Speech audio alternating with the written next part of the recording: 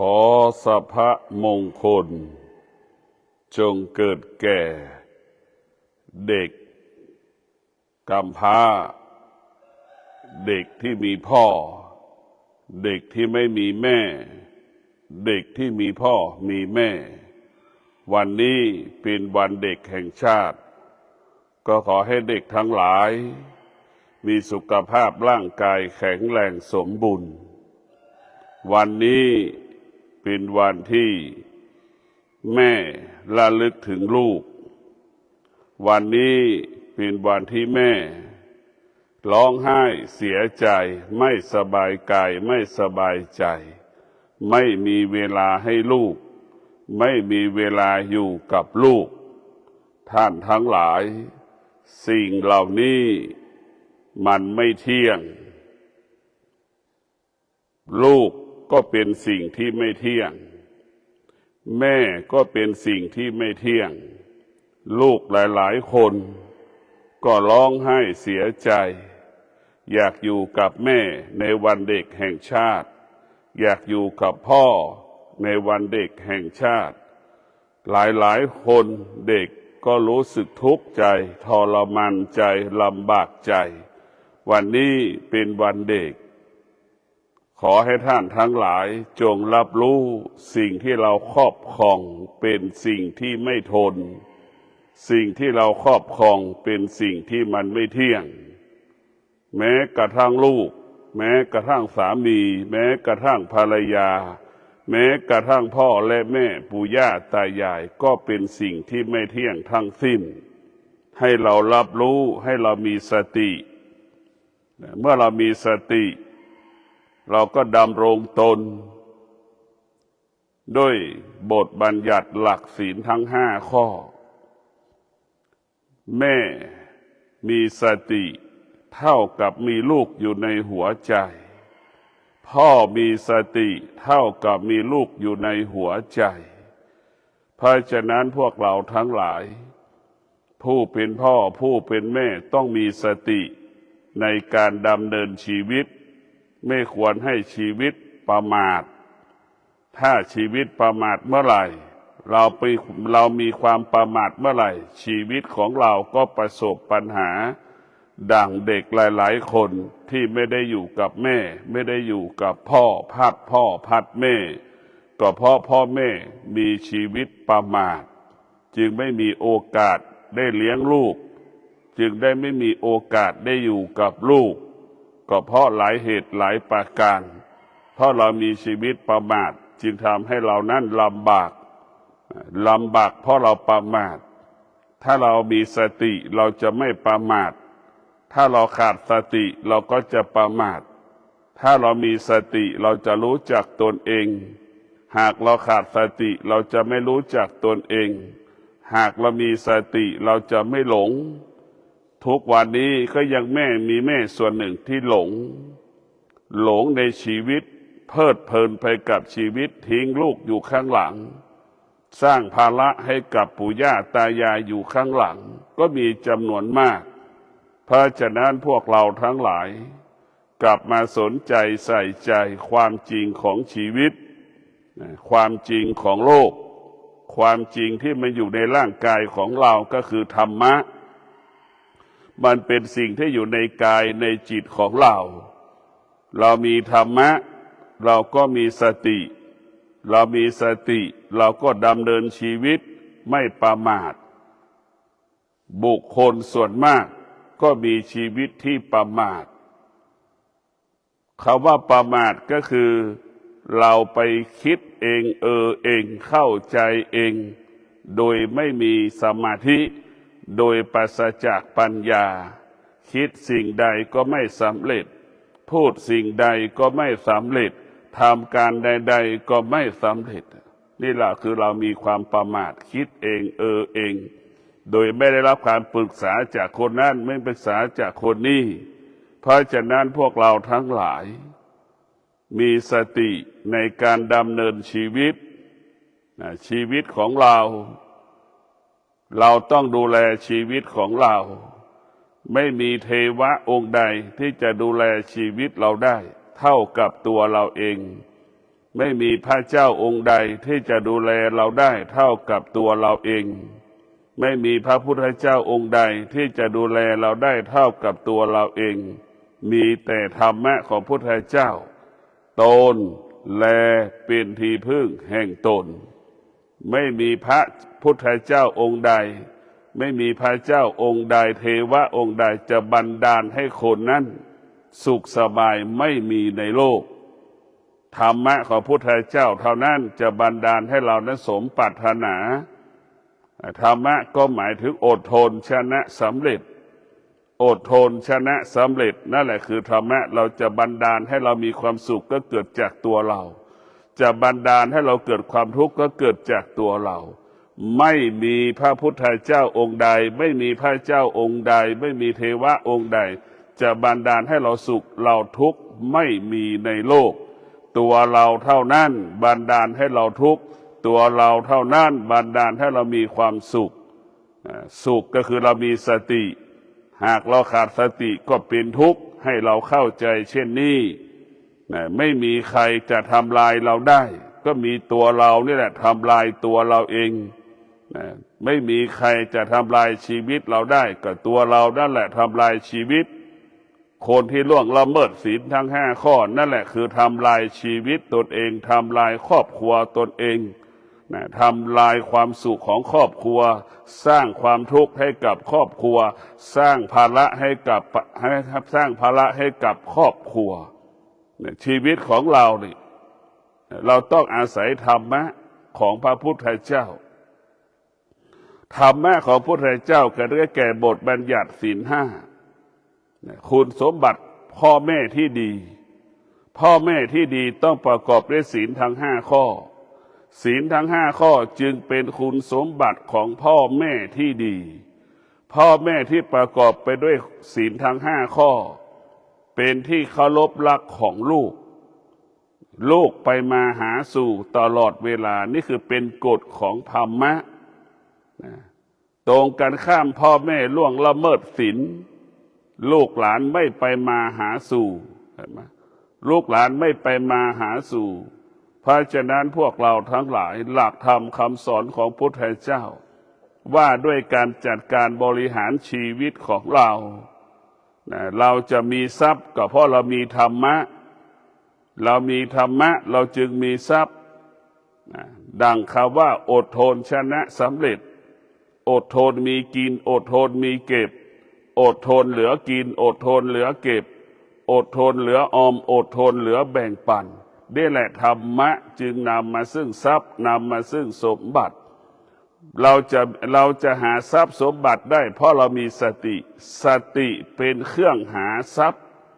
สติเป็นเครื่องรักษาทรัพย์เป็นเครื่องมือรักษาทรัพย์สติเป็นผู้หาทรัพย์สติเป็นผู้รักษาทรัพย์สติเป็นผู้ใช้ทรัพย์ให้เป็นประโยชน์เมื่อเรามีสติเราจะหาก็หาได้ถูกต้องชอบธรรมรักษาการรักษาให้เกิดคำว่ามั่นคงจะใช้ก็ให้เกิดประโยชน์เป็นประโยชน์เพราะนั้นธรรมะของพระพุทธเจ้าจึงกำกับการดำเนินชีวิตของเราชีวิตของเราเมื่อมีธรรมแล้วก็จะมีแต่คำว่าสงบสุขชีวิตเราเมื่อมีธรรมะแล้วก็จะอยู่เย็นเป็นสุขคำว่าอยู่เย็นเป็นสุขก็คือศีลนี่แหละทำให้เราอยู่เย็นเป็นสุขศีลทำให้เราอยู่เย็นเป็นสุขกินอย่างมีความสุขก็ประกอบด้วยศีลทั้ง5ข้อตื่นอย่างมีความสุขก็ต้องประกอบด้วยศีลทั้ง5ข้อดำเนินชีวิตอย่างมีความสุขก็ประกอบไปด้วยศีล5ข้อศีลทั้ง5ข้อมันกำเนิดคำว่าความสุขเมื่อพ่อแม่ต้องการความสุขพ่อแม่ก็ต้องรักษาศีลพ่อแม่จะมอบความสุขให้กับลูกพ่อแม่ก็ต้องรักษาศีลเพราะฉะนั้นศีลจึงเป็นสมบัติกลางของชีวิต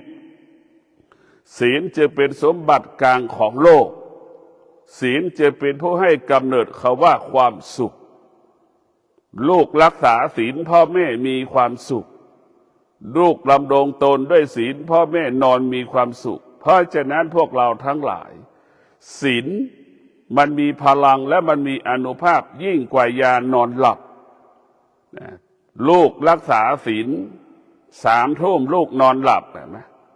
ลูกนอนแต่เช้าเท่ากับแม่กินยานอนหลับ2 เม็ดหลับสบายตรงกันข้ามลูกออกจากบ้าน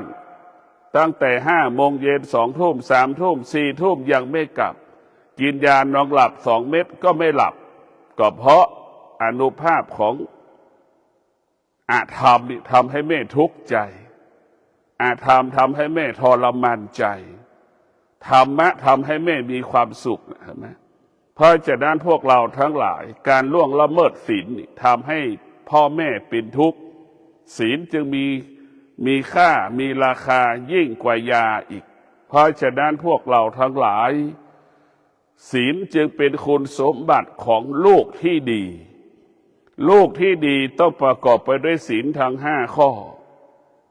แม่ที่ดีพ่อที่ดีก็ต้องประกอบไปด้วยศีลทั้ง5 ข้อเนี่ยเราต้องมีสติเอาศีลทั้ง5 ข้อเป็นเครื่องอบรมนะเป็นเครื่องอบรมลูกนะพ่อแม่ต้องเอาศีลทั้ง5 ข้อมาเป็นหลักการอบรมลูกนะเอาหลักมากำกับกำหนดให้ลูกเดินตามบทบัญญัติหลักศีล 5ศีล 5 ข้อเปรียบเสมือนรางรถไฟศีลทั้ง5 ข้อเปรียบเสมือนถนนเอเชียเชียงใหม่กรุงเทพเราเดินไปตามถนนนี่เราบรรลุเป้าหมายแน่นอนชีวิตเราประกอบไปด้วยศีลบรรลุเป้าหมายแน่นอนชีวิตเรามีศีลทั้ง5 ข้อเราจะไม่หลงผิดไม่ทำผิดแน่นอนดังเช่นบุคคลที่เดินตามถนนเชียงใหม่เอเชียถึงกรุงเทพมหานคร100%เพราะฉะนั้นพวกเราทั้งหลายศีลจึงเป็นอะไรเป็นถนนให้เราเดินเมื่อเรามีศีลแล้วเราก็เดินตามบทบัญญัติหลักศีล 5เราก็จะพบแต่ความสุขพบแต่ความเจริญท่านทั้งหลายสิ่งที่ง่ายที่สุดก็คือการดำรงตนด้วยบทบัญญัติหลักศีล 5ก็คือศีล 5นั่นแหละเมื่อทุกคนมีศีล 5ทุกคนก็มีความสุขเมื่อคนทุกคนต้องการความสุขทุกคนต้องรักษาศีล 5คนทุกคนต้องการความมั่นคงก็ต้องรักษาศีล 5เราจะเห็นได้ว่าวันนี้ในอดีตแม่หลายๆคนที่ล่วงละเมิดศีลจึงส่งผลเกิดผลมาให้แม่กับลูกอยู่ร่วมกันได้ก็เพราะล่วงละเมิดศีลพ่อหลายๆคนวันนั้นในอดีตเกิดจากการล่วงละเมิดศีลเกิดผลส่งผลไม่ให้พ่อได้อยู่กับลูกก็เพราะการล่วงละเมิดศีลนี่เกิดผลส่งผลทำให้ทุกข์ทรมานลำบากใจในวันนี้ท่านทั้งหลายครอบครัวที่มีพ่อแม่ลูกอยู่พร้อมหน้ากันก็เพราะว่าครอบครัวนั้นมีศีลทั้ง5 ข้อเอาศีลทั้ง5 ข้อมาเป็นหลักกำกับในการดำเนินชีวิตเอาศีลทั้ง5 ข้อมาเป็นหลักในการปกครองในการครองเรือนของสามีภรรยาสามีภรรยามีคุณธรรมด้วยศีลทั้ง5 ข้อสามีภรรยาคู่นั้นก็มีชีวิตที่มั่นคงมีชีวิตที่ยั่งยืนมีชีวิตที่งอกงามท่านทั้งหลายผู้เฒ่าผู้แก่แต่งงานและอยู่กัน80ก็เพราะศีลนี่แหละอยู่ด้วยศีลจึงอยู่อย่างมีความสุขอยู่ด้วยการล่วงละเมิดศีลจึงทำให้เราเกิดความทุกข์ครอบครัวหลายครอบครัวที่แตกแยกหย่าร้างก็เพราะว่าสามีภรรยาคนใดคนหนึ่งล่วงละเมิดศีลจึงทำให้เราเกิดความทุกข์ทำให้เราประสบปัญหาเพราะฉะนั้นพวกเราทั้งหลายการมีสติจะทำให้ชีวิตเรามั่นคงการมีสติจะทำให้ชีวิตเรายั่งยืนและการมีสติจะคิดสิ่งใดก็สำเร็จพูดสิ่งใดก็สำเร็จกระทำการใดๆก็สำเร็จเพราะสติจะเป็นผู้บอกอบรมสั่งสอนเราสติมันจะบอกมันจะสอนว่าสิ่งที่เรารู้มันไม่เที่ยงมันรู้ว่าสติมันจะบอกมันจะสอนว่าสิ่งที่เราครอบครองก็เป็นสิ่งที่ไม่เที่ยงท่านทั้งหลายเมื่อเรารู้ว่าร่างกายของเราเป็นสิ่งที่ไม่เที่ยงเมื่อเรารู้สิ่งที่เรารู้มันไม่เที่ยงเราก็จงรับรู้สิ่งที่เรารู้เราก็ละสิ่งที่เรารู้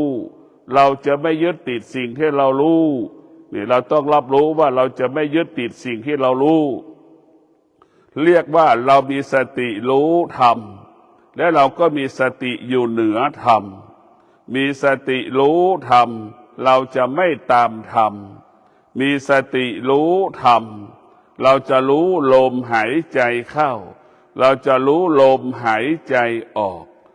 รู้ลมหายใจเข้ารู้ลมหายใจออกเป็นยอดแห่งธรรมเป็นยอดแห่งพระวิปัสสนากรรมฐานเราจะหลุดพ้นได้ก็เพราะเรารู้ลมหายใจเข้ารู้ลมหายใจออกนี่แหละทำให้เราหลุดพ้นเมื่อเราต้องการหลุดพ้นเราต้องมีสติรู้ลมหายใจเข้ามีสติรู้ลมหายใจออกเราก็จะหลุดพ้นจากความทุกข์ทั้งปวงอานุภาพของการกำหนดมีสติรู้การกำหนดรู้ลมหายใจเข้ากำหนดลมหายใจออกนั้นมีพลังและมีอานุภาพมีพลังและมีอานุภาพทำให้เราหลุดพ้นจากสิ่งที่ไม่เที่ยงทั้งปวงจากสิ่งที่เป็นอนัตตาทั้งปวงสิ่งทั้งหลายมันไม่เที่ยงมันเป็นอนัตตาเราจะอยู่เหนือสิ่งที่เป็นอนัตตาเพราะฉะนั้นพวกเราต้องมีสติในการดำเนินชีวิตของเราจะว่ายากมันก็ยากจะว่าง่ายมันก็ง่ายถ้าเรามีธรรมะมันจะง่ายตลอดเวลาไอ้ที่มันยากเพราะเราไม่มีธรรมะการมีบุคคลที่มีสติก็เหมือนบุคคลที่มีอวัยวะครบ32ประการทำอะไรก็ง่ายบุคคลที่ขาดสติก็เปรียบเสมือนคนที่มีอวัยวะไม่ครบ32ประการทำอะไรก็ยากไปหมดนี่แหละธรรมะของพระพุทธเจ้าผู้ที่มีสติทำอะไรก็ง่ายคนที่ขาดสติทำอะไรก็ยากนี่เพราะฉะนั้นพวกเราทั้งหลายอะไรที่มันง่ายและชาวโลกต้องการอะไรที่มันยากชาวโลกไม่ต้องการเมื่อเราต้องการเราต้องการอะไรที่ง่ายๆเราต้องมีสติเหล่านั้นก็ประกอบไปด้วยปัญญาเมื่อเรามีสติกับปัญญามันจะลดขั้นตอนในการทำงานลดขั้นตอนในการปฏิบัติธรรมเพราะฉะนั้นสติปัญญามันจะลดขั้นตอนมันจะเอาแต่แก่นจะเอาแต่สาระของธรรมมันจะไม่เอาการปรุงแต่งไปไว้ในที่ธรรมจะเอาสิ่งที่ปรุงแต่งออกจากธรรมเอาแต่ธรรมล้วนๆเหมือนไก่มันจะไม่เอาเกลือไปใส่ไก่จะเอาแต่ไก่เท่านั้นไปย่างไฟแล้วก็กินแต่ไก่สดไก่ที่ปราศจากเกลือคนที่มีขาดสติก็มีการปรุงแต่งก็เหมือนเอาเกลือไปใส่เนื้อไก่แล้วเอาไปย่างก็ยังติดในรสชาติของเกลืออยู่กินของเรากินไก่เพราะให้มันหายหิวแต่อีกคนหนึ่งขาดสติก็กินไก่เพื่ออร่อยนะอีกคนหนึ่งกินไก่เพื่ออิ่มอีกคนหนึ่งกินไก่เพื่ออร่อยมันแตกต่างกันแต่เป้าหมายคือกินให้อิ่มเหมือนกันหมดแต่การพิจารณามันต่างกันอย่างคนที่มีธรรมะคือมีสติจะเอาไก่ไปย่างโดยไก่นั้นไม่ต้องมีเกลืออีกคนหนึ่งขาดสติต้องเอาไก่นั้นไปคลุกกับเกลือนิดหนึ่งแล้วเอาไก่ไปย่างนะไปติดไปปรุงแต่งคนส่วนมากก็เหมือนคนส่วนมากก็อยู่ในกลุ่มที่ไก่มีเกลืออยู่คนส่วนน้อยที่กินไก่แล้วไม่มีเกลือเพราะฉะนั้นพวกเราทั้งหลายการมีสตินั่นจะทำให้เห็นความจริงเหมือนดังผู้รู้จะไม่เอาไก่ไปใส่ไม่เอาเกลือไปแต้มในเนื้อไก่เนี่ยเราไปติดในรสชาติของเกลือแล้วก็ไปติดคำว่าอร่อยไม่อร่อยเพราะฉะนั้นผู้รู้ทั้งหลายกินเพื่อให้อิ่ม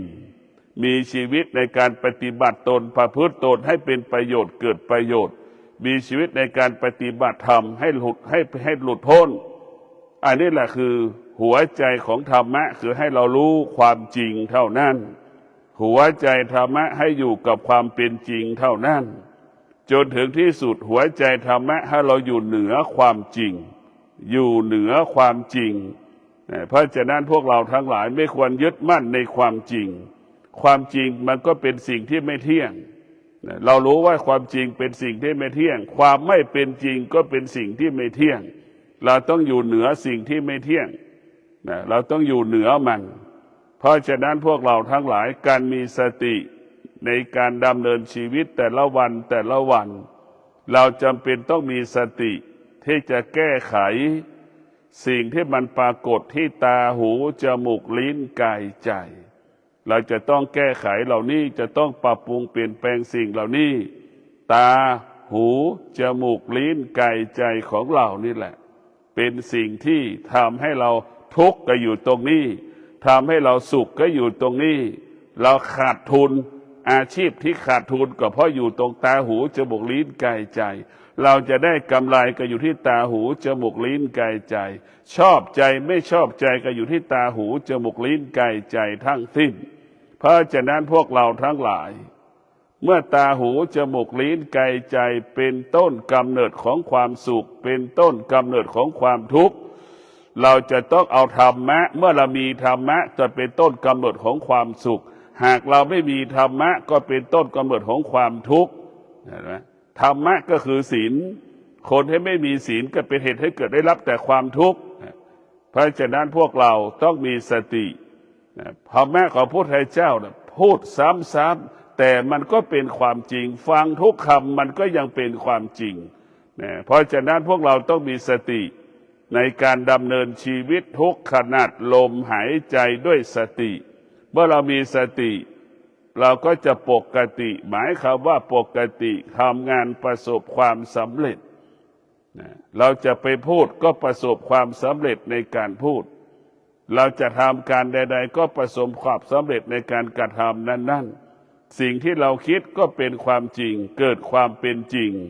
ก็ขอให้พวกเราได้มีสติในการดำเนินชีวิตของเรางอกงามด้วยธรรมธรรมะนี่แหละจึงทำให้สุขภาพเราดีเพราะเรามีธรรมะธรรมะก็หมายถึงศีลบุคคลใดดำรงตนด้วยศีลทั้ง5ข้อสุขภาพดีสุขภาพกายก็ดีสุขภาพจิตก็ดีบุคคลที่ดำรงตนด้วยศีลโรคภัยไข้เจ็บมีน้อยโรคภัยไข้เจ็บมีน้อยบุคคลที่ล่วงละเมิดศีลโรคภัยไข้เจ็บเกิดก่อนเวลากำหนดเกิดก่อนเวลากำหนดมีโรคภัยไข้เจ็บเป็นจำนวนมากด่างเรากินจนถึงที่สุดเบาหวานมาแล้วกินจนถึงที่สุดความดันมาแล้วเนี่ยกินจนถึงที่สุดมะเร็งก็มาแล้วมันก็บ่งบอกว่าเราขาดสติกินจนเพลินเกิดผลส่งผลให้โรคเบาหวานเกิดขาดสติกินจนเพลินจึงทำให้โรคความดันเกิดขึ้นกินเพลินจนที่สุดเราแก่เราเจ็บเราตายเพราะเรากินนี่เราขาดสติผู้ที่ขาดสติจะกินอย่างมีสติจะกินสิ่งที่เป็นประโยชน์เกิดประโยชน์รู้สิ่งใดที่กินแล้วบ่อนทำลายชีวิตบ่อนทำลายร่างกายทำให้เราทุกข์ทรมานลำบากบุคคลเหล่านั้นจะไม่กินสิ่งที่เป็นโทษต่อร่างกายทุกวันนี้เราขาดสติไม่รู้ว่าเราเป็นโทษต่อร่างกายน้ำมันเรากินมากๆมันจึงก่อให้เราเป็นไขมันในเลือดสูงคนจึงทำให้คนเหล่านั้นมีไขมันในเลือดสูงจึงทำให้เราเมาหัวเวียนหัวเพราะไขมันในเลือดมันสูงวูบบุคคลที่วูบนั่นแหละคือไขมันในเลือดมันสูงเพราะเราขาดสติเมื่อเราขาดสติเราก็จะกินจนเพลินจนอ้วนจนมีน้ำสะสมน้ำตาลในเลือดจนทำให้เราก็เป็นโรคเบาหวานความดันเนี่ยนะเพราะตายเพราะกินแก่เพราะกินเจ็บเพราะกินผู้ที่มีสติจะรู้จักตนเอง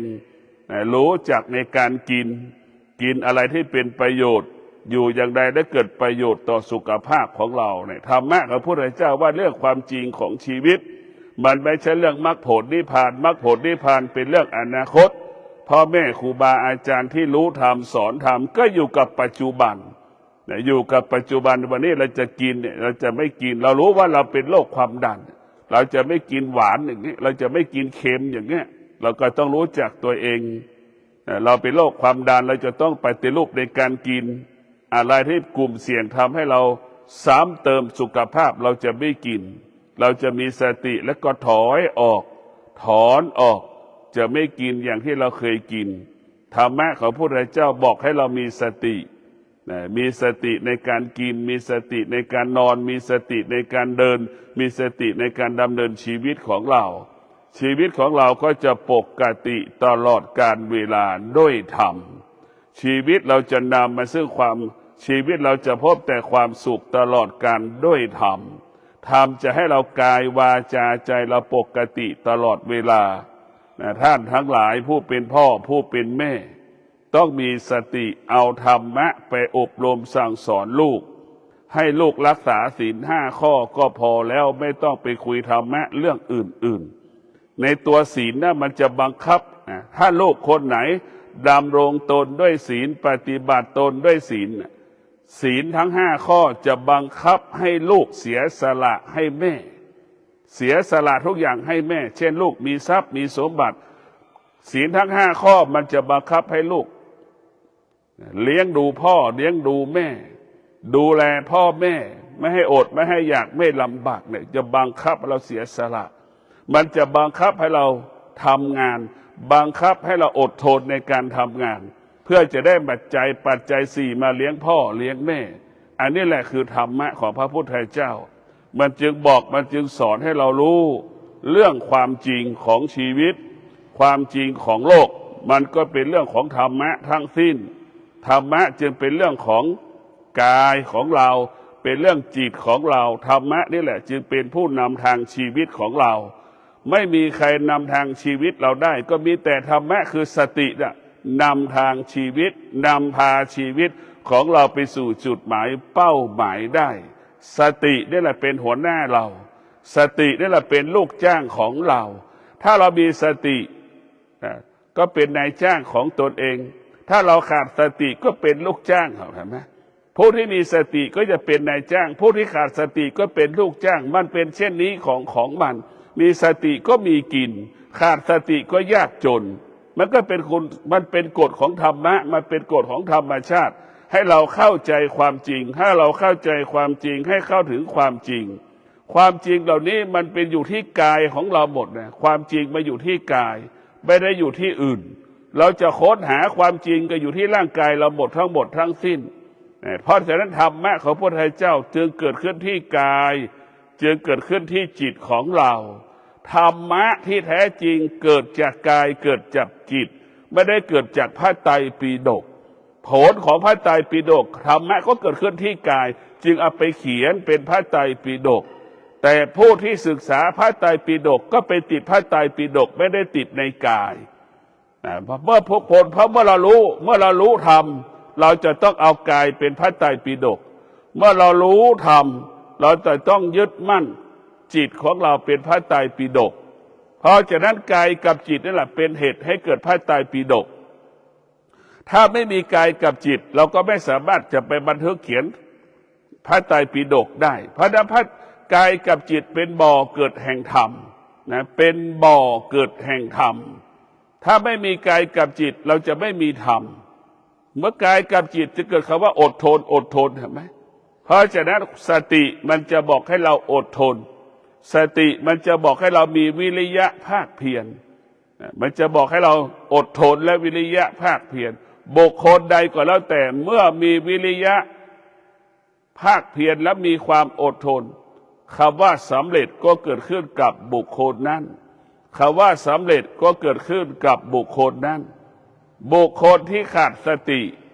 จะเป็นบุคคลที่ไม่ประสบความสำเร็จเมื่อขาดสติมันก็จะทำให้เราขาดความอดทนขาดวิริยะภาคเพียรขาดความเมตตาเมื่อเรามีสติเราจะมีความมีเมตตาดังวันนี้เป็นวันเด็กแห่งชาติผู้ที่อันจะมีกินก็จะไปร่วมกันบริจาคมอบสิ่งของต่างๆให้กับเด็กในวันเด็กแห่งชาตินี่แหละคือเรามีสติเราก็จะสติมันจะบังคับให้เราเมตตาสติจะบังคับให้เราเมตตาเสียสละ ให้กับบุคคลอื่นๆดังแม่มีสติจึงเสียสละให้กับลูกพ่อมีสติจึงเสียสละให้กับลูกเพราะฉะนั้นลูกมีสติลูกก็เสียสละให้กับแม่ให้กับพ่อลูกจ้างมีสติก็เสียสละให้กับนายจ้างนี่มันเป็นคุณสมบัติของกฎของธรรมชาติเป็นกฎของธรรมะของพระพุทธเจ้าว่าในเรื่องการจัดการบริหารชีวิตล้วนๆนะพวกเราทั้งหลายมันไม่ได้เรื่องมรรคผลนิพพานอย่างที่เราเข้าใจนะการปฏิบัติธรรมก็ให้เรารู้เรื่องความจริงเรื่องความจริงเนี่ยตนแลเป็นที่พึ่งแห่งตนในหัวใจแห่งธรรมเนี่ยถ้าเรามีธรรมแบบนี้แล้วเราจะอยู่ที่ไหนก็ได้เนี่ยเมื่อเรามีคำว่าตนแลเป็นที่พึ่งแห่งตนเราอยู่ที่ไหนก็อยู่ได้โดยไม่ต้องคิดถึงคนอื่นไม่ต้องคิดถึงสิ่งอื่นๆสุขได้ตัวเราเองคือสุขด้วยธรรมสุขไปอาศัยคนอื่นไปอาศัยสิ่งอื่นสุขด้วยกิเลสเพราะฉะนั้นสุขด้วยธรรมกับสุขด้วยกิเลสย่อมแตกต่างกันความสุขไปอาศัยบุคคลอื่นนั่นก็เป็นเหตุให้เราเขาว่าเกิดความทุกข์ความสุขเกิดจากอาศัยตนเองนั่นเป็นความสุขที่ง่ายเป็นความสุขที่สะดวกไม่มีใครที่จะให้เรามีความสุขได้ถ้าเราไม่สามารถทำให้เรามีความสุขได้สุขมันเกิดขึ้นที่กายกับจิตแต่เราไปอาศัยกายคนอื่นไปอาศัยจิตคนอื่นมันจะสุขได้อย่างไงมันเป็นแค่ความรู้สึกแค่ความรู้สึกเท่านั้นมันไม่ใช่ความสุขมนุษย์ทั้งหลายที่ขาดสติก็จะเอาความรู้สึกมาเป็นความสุขคนที่มีสติก็จะไม่เอาความรู้สึกมาเป็นความสุขคนที่มีสติก็จะเอาธรรมะนี่แหละมาเป็นความสุขเช่นเรามีสติเราก็มีความสุขเห็นไหมเราจะต้องพึ่งพาตนเองอาศัยตนเองอย่างนี้เรามีสติมันจะบังคับให้เรารักษาศีลเราก็มีความสุขเรามีสติมันจะบังคับให้เราอดทนทำงานประสบความสำเร็จเราก็มีความสุขมีสติมันจะบังคับให้เราใช้วิริยะภาคเพียรในการแก้ปัญหาประสบความสำเร็จก็มีความสุขสุขด้วยธรรมเป็นสิ่งที่ง่ายที่สุดเป็นสิ่งที่สะดวกที่สุดคือสุขด้วยธรรมส่วนมากมันจะสุขด้วยอธรรมสุขด้วยอธรรมสุขด้วยกิเลสมันเป็นสุขที่ทุกข์ทรมานลำบากเป็นสุขที่ประสบปัญหาสารพัดปัญหาให้กับชีวิตของเราตลอดเวลาจึงขอให้พวกเราทั้งหลายมีสติในการดำเนินชีวิตใช้สติมีสติใช้สติชีวิตเราก็จะปกติ365 วันเราจะปกติตลอดเวลาชีวิตของเราอยู่ได้ต้องอาศัยธรรมชีวิตของเราอยู่ได้ต้องพึ่งพาพระธรรมชีวิตเราอยู่ได้ต้องตนแลเป็นที่พึ่งแห่งตนก็ขอให้ท่านทั้งหลายมีสติรักษาการเป็นบิดามารดารักษาการเป็นพ่อเป็นแม่มีสติที่จะรักษาการเป็นลูกที่ดีต้องประกอบไปด้วยศีลทั้ง5 ข้อลูกที่ดีต้องมีศีลทั้ง5 ข้อลูกที่ดีก็มีสติที่จะเคารพพ่อเคารพแม่ลูกที่มีสติจะดูแลพ่อแม่เป็นอย่างดีลูกที่มีสติจะให้เกียรติเคารพพ่อและแม่อย่างนอบน้อมด้วยจิตที่ปรารถนาดีต่อแม่ตลอดเวลาก็ขอความสุขสวัสดีจงเกิดแก่ท่านทั้งหลายมีสติรู้ว่าสิ่งที่เรารู้มันไม่เที่ยงมีสติรู้ว่าสิ่งที่เราครอบครองเป็นสิ่งที่ไม่ทนเป็นสิ่งที่ทนได้ยาก